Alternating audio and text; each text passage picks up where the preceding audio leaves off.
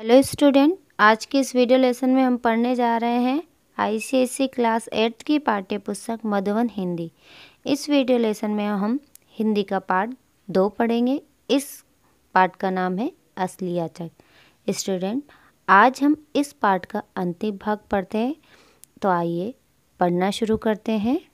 सेठ जी रो दिए। आज तक उन्होंने किसी के सामने सिर न झुकाया था, किंतु इस समय अंधी के पांव पर गिर पड़े और रो रो कर कहने लगे, ममता की लाज रख लो, आखिर तुम भी उसी की माँ हो। चलो, तुम्हारे जाने से वह बच जाएगा। अर्थात सेठ जी यह सुनकर रो दिए। वह रोते हुए अंधी के साथ चलने के लिए कहने लगे। सेठ जी आज तक किसी के सामने सिर नहीं झुकाया था, लेकिन आज अंधी के सामने उन्होंने सिर झुकाया। किस कारण? पुत्र मोह के कारण। ऐसा वह करने पर विवश हो गए।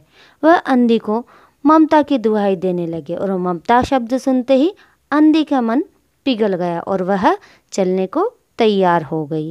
ममता शब्द ने अंधी को विकल अर्थात बेचैन कर दिया। उसने तुरंत कहा, चलो, अच्छा चलते हैं, चलो। सेठ जी सहारा देकर उसे बाहर लाए और फिट्टन पर बिठा दिया। फिट्टन घर की ओर दौड़ने लगी, अर्थात गाड़ी घर की ओर दौड़ने लगी। उस समय सेठ जी और अंधी भिखारन दोनों की एक ही दशा थी। दोनों की यह इच्छा थी कि शीघ्र से शीघ्र अपने अर्थात जल्दी से जल्दी अपने बच्चे के पास पहुंच जाए। कोठी आए तो सेठ जी ने सहारा देकर अंधी को उतारा और अंदर ले गए।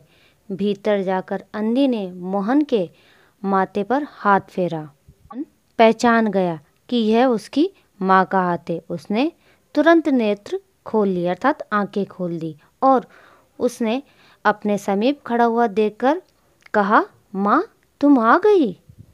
अंधी भिखारन मोहन के सिरहाने बैठ गई और उसने मोहन का सिर अपनी गोद में रख लिया। उसे बहुत सुख का अनुभव हुआ और वह उसी की गोद में तुरंत सो गया। दूसरे दिन से मोहन की दशा अच्छी होने लगी और 10-15 दिन में वह बिल्कुल स्वस्थ हो गया। जो काम डॉक्टर, हकीम, वैद्य न कर सके, वह काम अंधी के स्नेहमय सेवा ने कर दिया। मोहन के पूरी तरह स्वस्थ हो जाने पर अंधी ने विदा मांगी।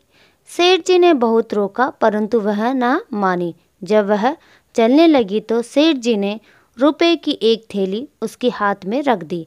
अंधी ने पूछा, इसमें क्या है? सेठ जी ने कहा, इसमें तुम्हारी धरोहर है, तुम्हारे पैसे हैं। मेरा वह अपराध था कि मैंने तुम्हारे धरोहर को रख लिया था, मुझे क्षमा कीजिए।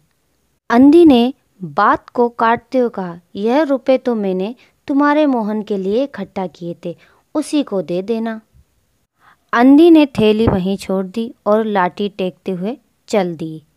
बाहर निकलकर उसने उस घर की ओर देखा। उसके नेत्रों से आंसू बह रहे थे, अर्थात आंखों में से आंसू आ रहे थे, किंतु आज वह एक भिखारन होते हुए भी सेठ जी से महान थी। इस समय सेठ जी याचक थे और वह दाता थी। यहाँ लेखक ने अंत में कहा है कि भले ही अंधी भिखारन थी और सेठ जी धनवान थे, पर इंसानियत की नज़रों से देखा जाए तो अंधी सेठ जी से महान है। वह गरीब होते हुए भी दाता है, अर्थात देने वाली है, और सेठ जी धनवान होते हुए भी याचक है, अर्थात मांगने वाले। उसके पास कुछ भी नहीं। अब बात करें याचक कौन है और दाता कौन है।